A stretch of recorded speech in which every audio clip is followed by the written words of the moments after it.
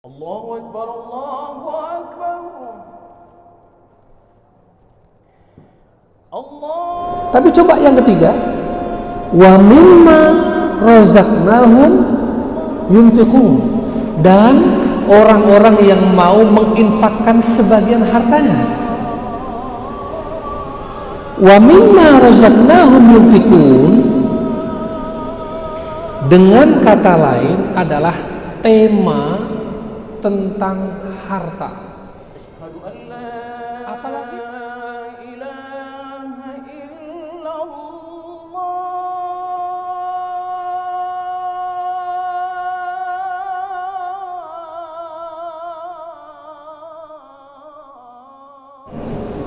Bismillahirrahmanirrahim. Assalamualaikum warahmatullahi wabarakatuh. Alhamdulillah, alhamdulillahilladzi bi ni'matihi tatimmus shalihat wa bi fadlihi tatanazzalul khairatu wal barakat. Asyhadu an la ilaha illallah wahdahu la syarikalah wa asyhadu anna Muhammadan abduhu wa rasuluhu la nabiyya ba'dah. Allahumma salli wa sallim wa barik ala habibina wa syafi'ina wa qurrati a'yunina sayyidina wa maulana Muhammadin wa ala alihi wa sahbihi wa man ihtada bihadihi wastanna bisunnatihi ila yaumil qiyamah. Amma ba'd.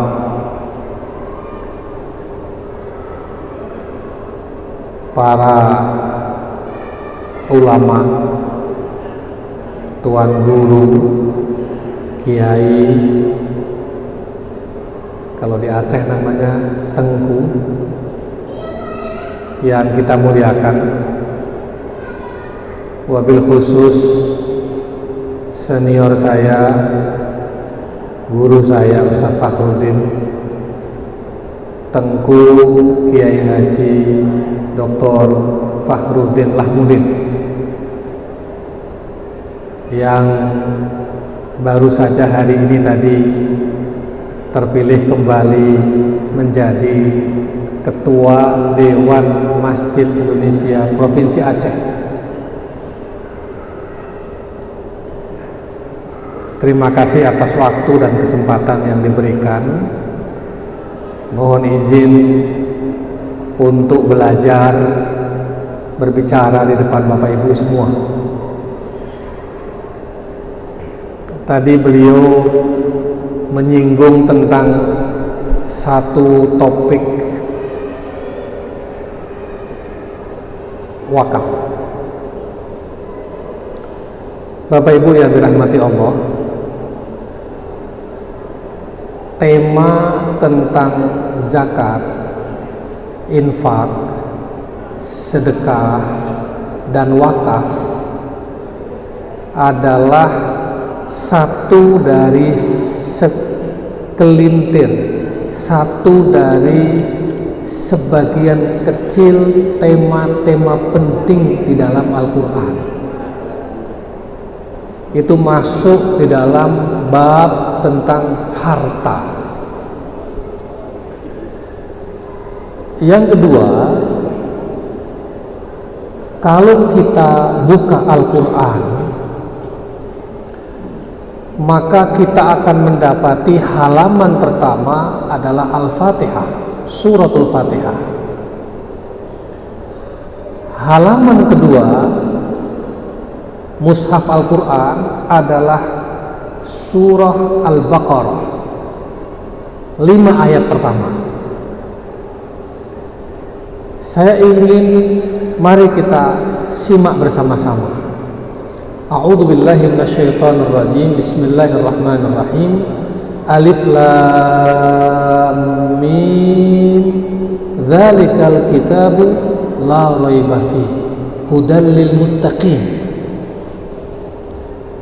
Alladzina yu'minuna bil ghaibi wa yuqimuna sholata wa mimma razaqnahum yunfiqun.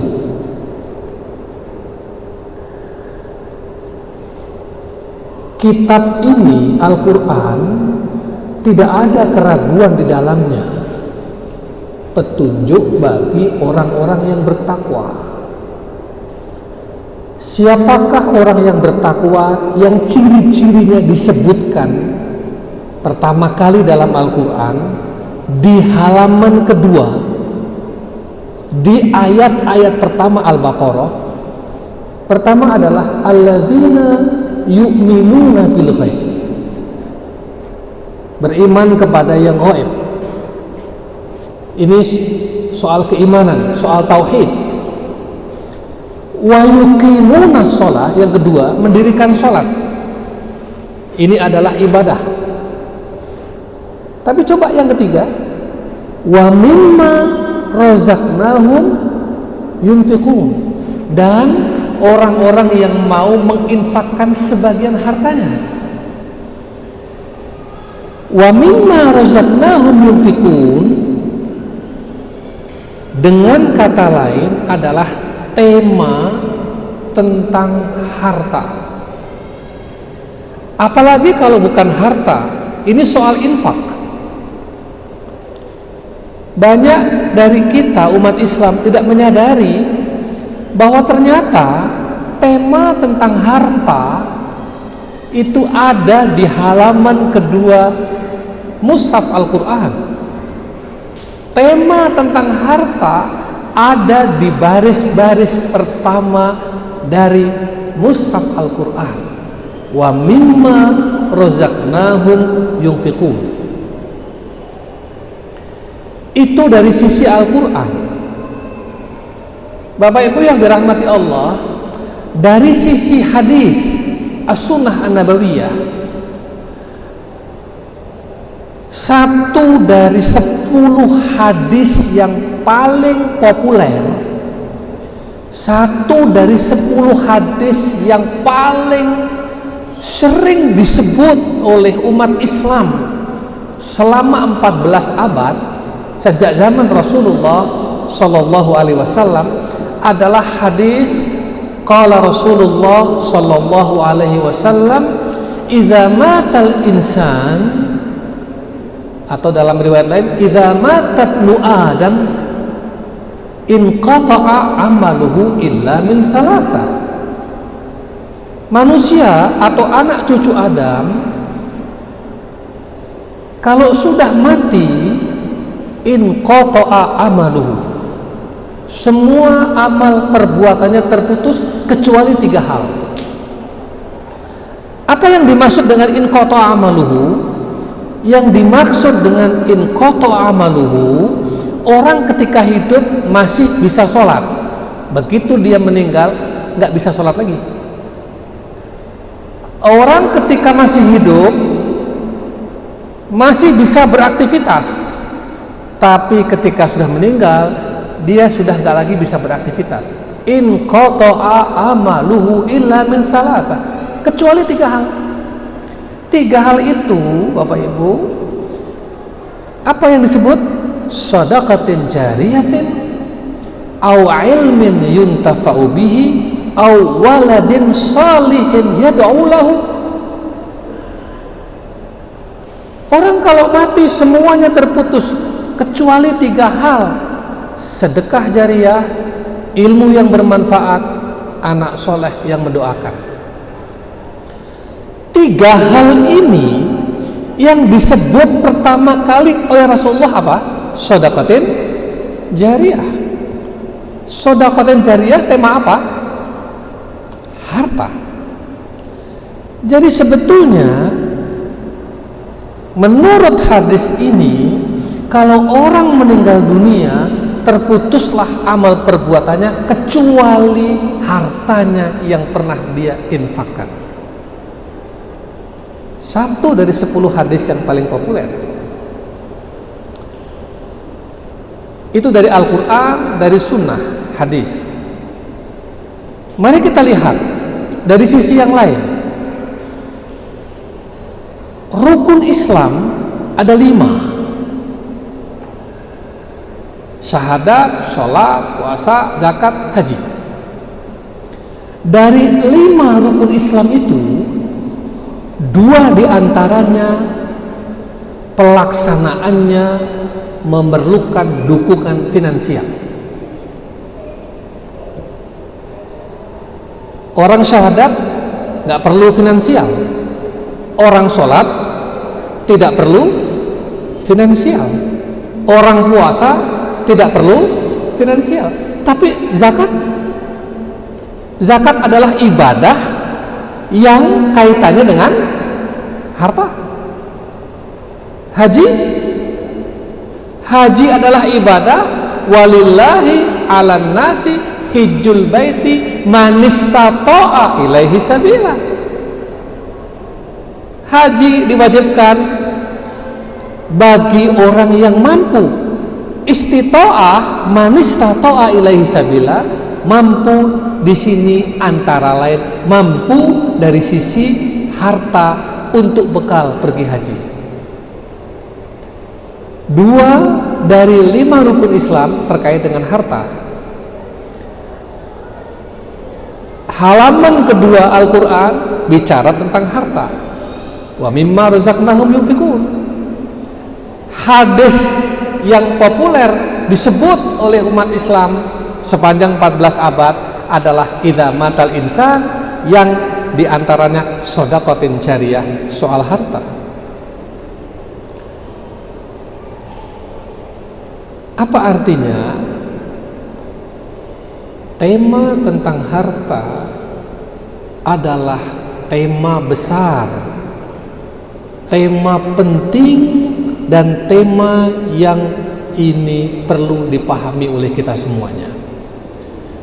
Bapak Ibu hadirin hadirat rahimakumullah, di antara ibadah dengan harta, kalau kita lihat di dalam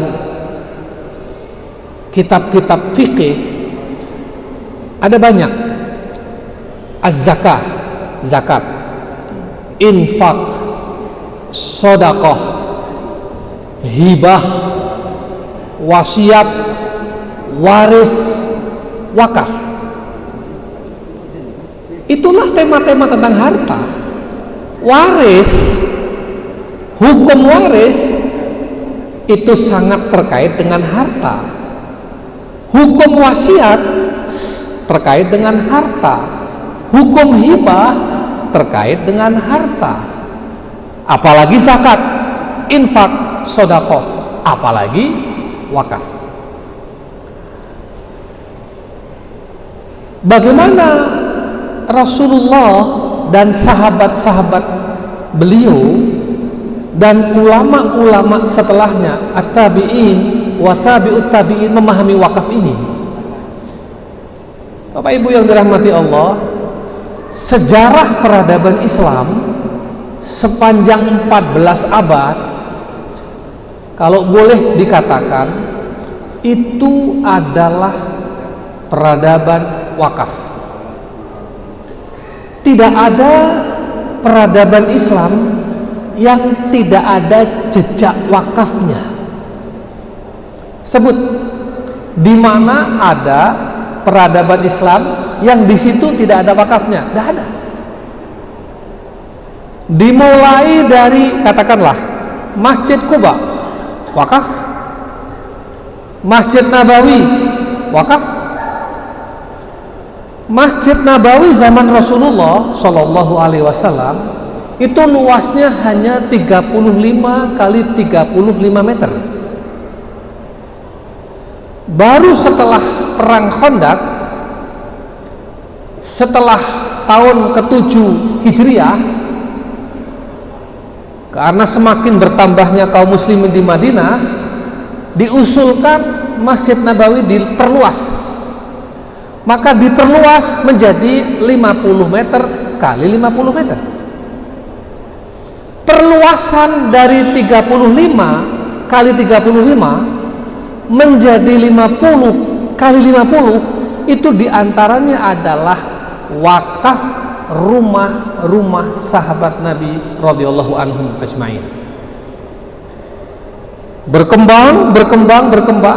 Sekarang kita lihat Masjid Nabawi bukan lagi 50 kali 50. Kalau kita hari ini sholat di Masjid Nabawi di Madinah, bisa jadi kita sholat di tempat yang itu dulu adalah rumah-rumah para sahabat Nabi. Belum lagi kalau kita bicara satu peristiwa yang amat sangat fenomenal, yaitu Bi'ru Raumah, sumur Ar-Raumah, yang sangat dikenal oleh umat Islam dalam sejarah sebagai peristiwa wakaf yang melibatkan Sayyidina Utsman bin Affan radhiyallahu anhu. Jadi sumur itu dulu dimiliki oleh orang Yahudi. Orang-orang Madinah itu bergantung pada sumur itu, air sumur itu. Orang Yahudi ini lama-lama memonopoli, naikkan harga, terus sampai pada titik daya beli masyarakat tidak lagi mampu membeli air dari sumur itu. Keadaan sulit. Laporlah orang-orang kepada Rasulullah Shallallahu Alaihi Wasallam, ya Rasul, kami sulit mendapatkan air karena dia jual sangat mahal dan tidak ada sumber lagi yang memadai kecuali sumur itu. Maka Rasul mengatakan, mengumpulkan sahabat, barang siapa, kata Rasul, membeli sumur itu, aku doakan dia masuk surga. Janji ini langsung direspon oleh Sayyidina Utsman radhiyallahu anhu. Dia datangi orang Yahudi itu, dia nego untuk dibeli sumur itu. Orang Yahudi nggak mau, nggak. Akhirnya setelah negosiasi disepakati, baik, kalau gitu, kata Sayyidina Utsman, saya beli separuh. Jadi hari ini milik saya, hari besok milik Anda, hari besoknya milik saya, besoknya milik Anda. Jadi nggak dibeli semua. Sepakat, deal. Pertama, terjadi tawar-menawar. Ketika terjadi tawar-menawar itu, misalnya orang Yahudi mematok 10 dinar. Begitu mau dibayar oleh Sayyidina Utsman 10 dinar, ini berubah lagi pikirannya. Enggak. Kalau enggak 15, saya enggak jual. Oke? 15 saya bayar. Begitu mau dibayar 15 dinar, bilang lagi, mohon maaf, kalau enggak 20 enggak saya bayar. Sampai akhirnya harga ini naik. Harganya naik, terus naik, berlipat-lipat. Lama-lama mikir juga nih, wah ini kalau nggak saya kasihkan, udah harganya sangat tinggi, nanti berubah pula pikirannya Sayyidina Utsman ini, nggak jadi beli malah rugi saya. Udah, saya lepas saja. Dilepaslah sumur itu dengan harga yang tinggi yang tidak masuk akal. Setelah dibayar oleh Sayyidina Utsman bin Affan radhiyallahu anhu, dibayar, selesai transaksi, orang Yahudi bilang, Anda ini nggak tahu bisnis ya? Kenapa? Kok mau-maunya saya naikkan harga, Anda ikut aja. Padahal ini udah nggak masuk akal harga ini. Kalau saya jadi Anda, saya nggak akan beli dengan harga setinggi ini. Apa jawabannya Sayyidina Utsman bin Affan radhiyallahu anhu? Yang bodoh Anda. Kenapa? Emangnya tadi ketika saya bilang deal, Anda naik, deal, Anda naik, saya oke. apakah saya sedang transaksi dengan Anda? Mohon maaf, saat itu saya sedang bertransaksi dengan Allah Subhanahu wa Ta'ala. Jadi Anda naikkan 5 dinar, saya dengan Allah, ya Allah, siap. Anda naikkan 20, Allah muji saya, siap. Saya tidak sedang bertransaksi dengan Anda, saya sedang bertransaksi dengan Allah Subhanahu wa Ta'ala. Coba, ini tradisi wakaf Sayyidina Utsman radhiyallahu anhu, dan kita tahu sekarang. Kemudian ada lagi kisah tanah di Khaybar, Sayyidina Umar bin Khattab radhiyallahu anhu, yang kemudian tumbuh kurma dan lain sebagainya, sangat produktif. Kemudian terus berkembang, pindah lagi ke Mesir.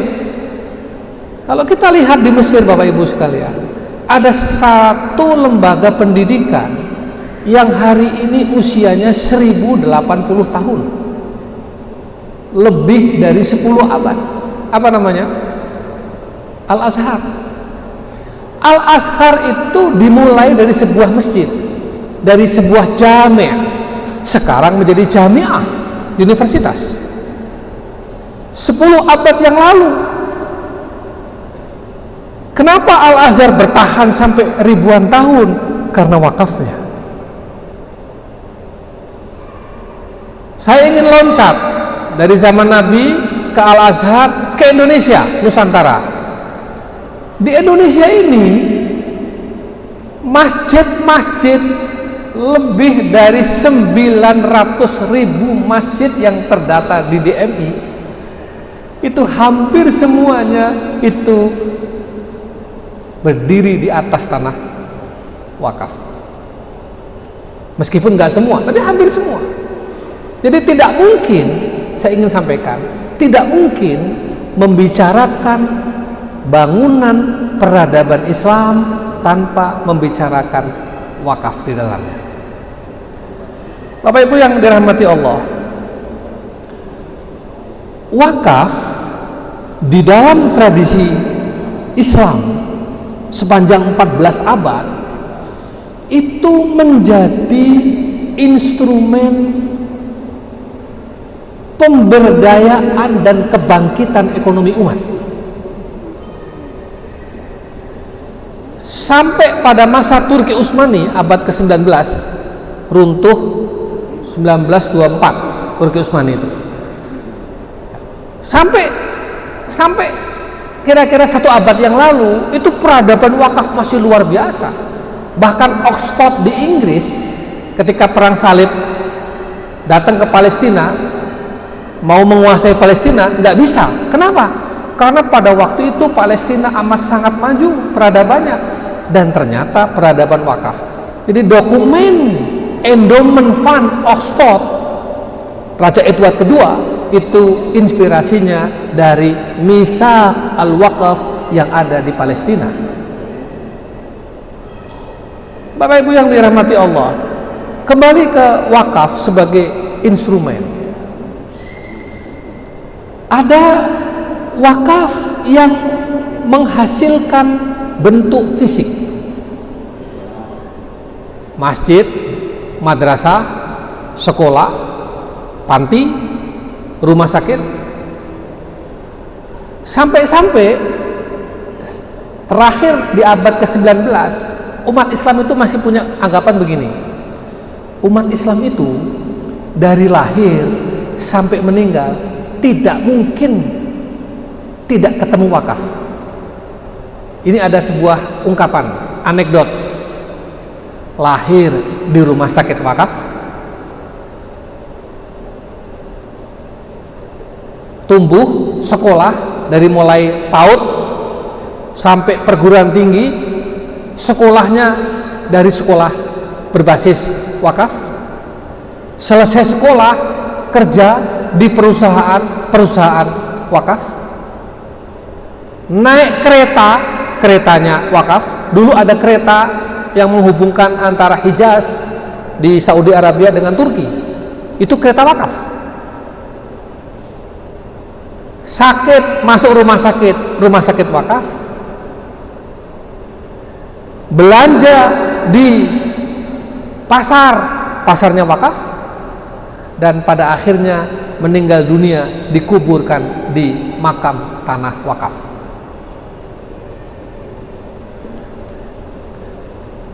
Tapi semakin kesini umat Islam ketemunya wakaf waktu meninggal saja, dikubur di tanah wakaf. Kenapa? Karena peran wakaf mulai tergeser.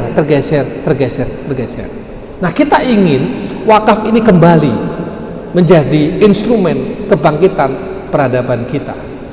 Bapak Ibu yang dirahmati Allah, tadi saya sampaikan hasil wakaf diantaranya adalah berupa fisik, masjid, rumah sakit, madrasah, panti. Bahkan dulu itu ada orang wakaf untuk pemeliharaan hewan. Di zaman Abbasiyah, Umayyah itu ada orang wakaf sebuah pekarangan itu untuk perawatan hewan-hewan piaraan di situ. Sampai segitunya peradaban wakaf umat Islam pada zaman itu. Bukan cuma manusia yang diurus, hewan pun mendapatkan perlindungan dari wakaf. Tetapi yang kedua, wakaf juga menghasilkan non fisik. Apa? Manusia. Wakaf menghasilkan manusia-manusia. Saya alhamdulillah pernah sekolah di Al-Azhar 5 tahun. Kemudian sekolah lagi 3 tahun. Nggak pernah bayar, dibayarin sekolahnya, dikasih tiket, dikasih asrama, dikasih makan 2 kali sehari, dikasih uang buku, uang kitab, bahkan masih dikasih uang saku tiap bulan. Pertanyaannya, dari mana uang yang diberikan pada saya? Siapa yang membayari kuliah saya? Siapa yang membayari asrama saya? Siapa yang membayari makan saya? Siapa yang bayari beli kitab saya? Siapa yang bayari ongkos pesawat saya? Siapa yang memberi uang tiap bulan, uang saku saya? Itulah wakaf. Jadi wakaf pada hasil yang paling tinggi itu berupa manusia. Dan ini berjalan sudah 14 abad. Saya ingin sebutkan satu contoh kecil. Ada seorang ulama ketika menulis kitab. Ini orang ulama ini alim sekali. Bahkan dulu pada zaman Abbasiyah, kalau ada ulama mengarang kitab, itu kitabnya timbangan, taruh di sini, ya, di sini emas. Berapa beratnya kitab itu, itulah emas yang dibayarkan kepadanya. Jadi penghargaannya pada ilmu sangat tinggi. Tetapi ulama-ulama itu ketika dapat emas, bukan dipakai, bukan untuk dirinya. Emasnya diambil sebagai hadiah dari mengarang kitab itu, diambil, diberikan lagi, disalurkan untuk sosial, menjadilah sekolah-sekolah, madrasah-madrasah, kalau dalam bahasa sekarang pesantren-pesantren. Ini muter. Sehingga pernah suatu hari, konon Imam Ghazali itu saking alimnya, gubernur pada waktu itu ingin gimana caranya supaya aku mendapatkan pahala ilmu dari kitab yang ditulisnya itu. Imam Ghazali ini seorang yang sangat zuhud. Jadi menulis kitab itu dalam obor itu, kalau sekarang itu namanya, dulu lampu itu istilahnya kalau dibahasain, pelita ya, obor gitu, tulis. nggak pernah mau dikasih bantuan. Suatu ketika bilang, ya kalau nggak mau begini aja, halaman terakhir sebelum selesai kitab itu ditulis, izinkan aku menyumbang satu tempat untukmu dan obor itu pelita. Satu halaman terakhir aja, bagi dong kepada saya keberkahannya. Disetujui.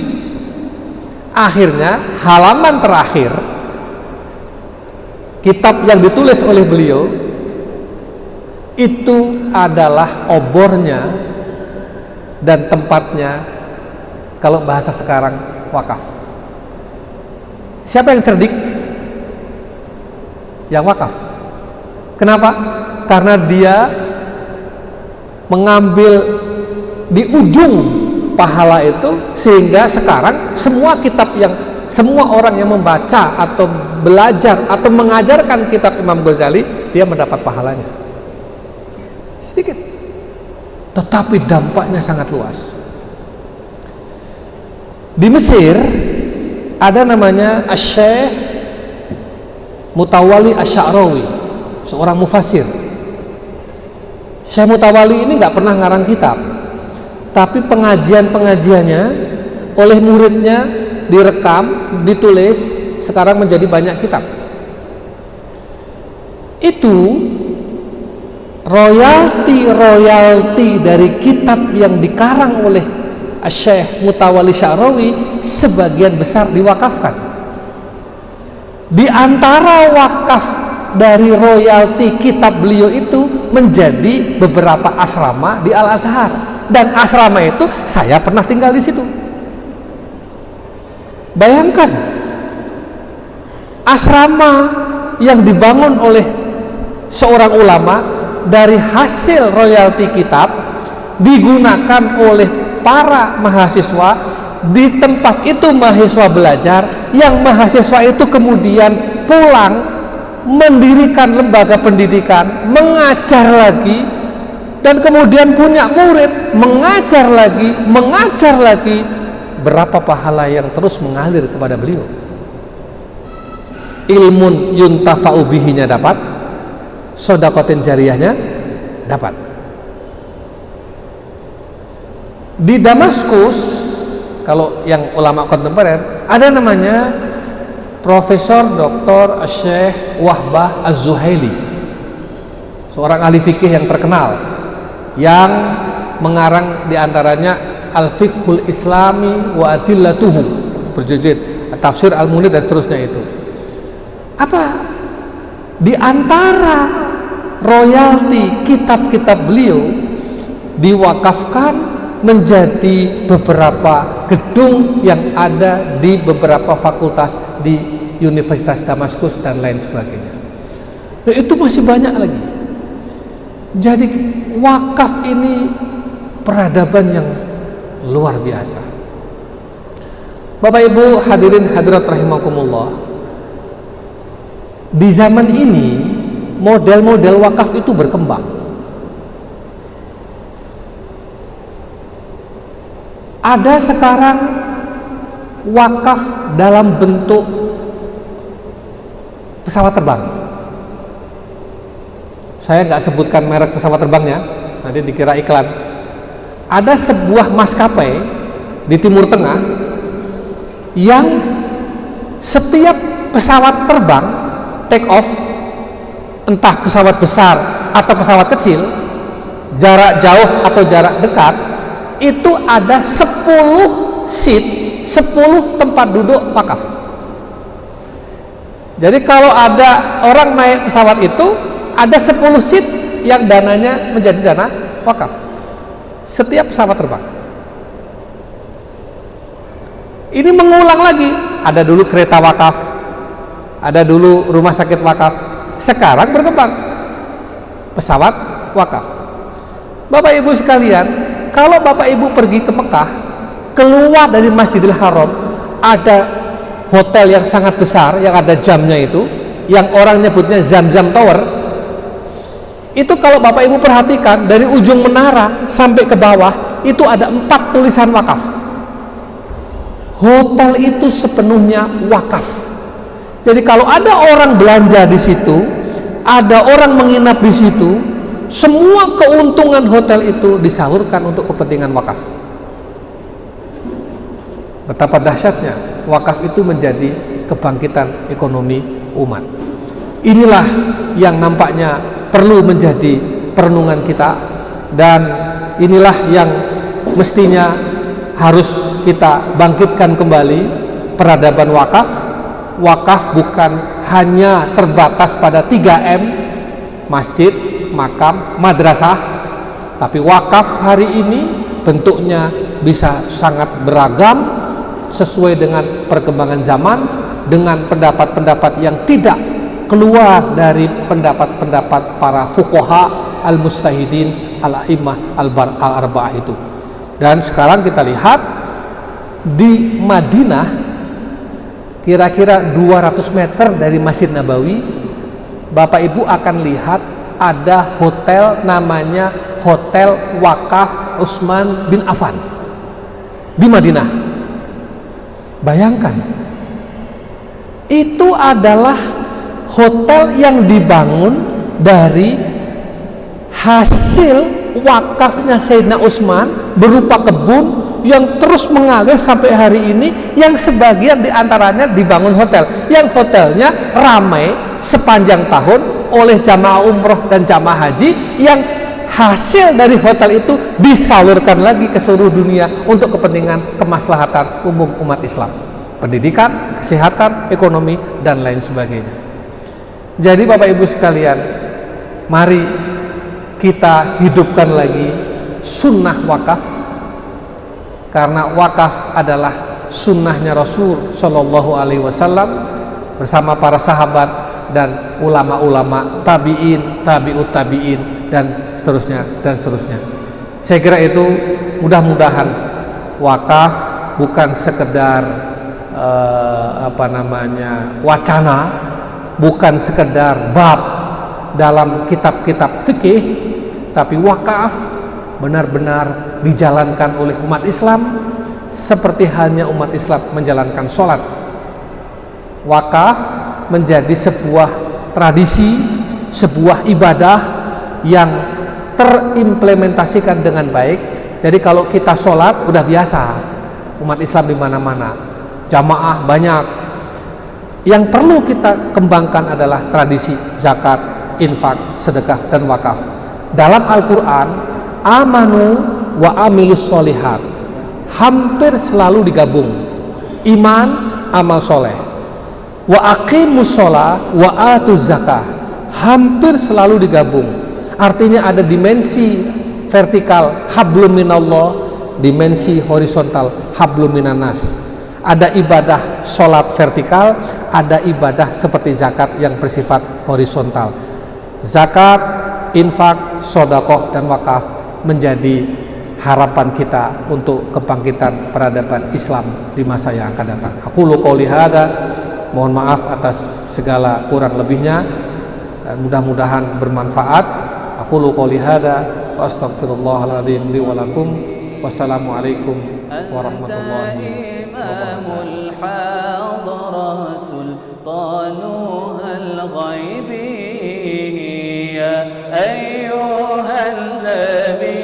الله والكوكب الدري الله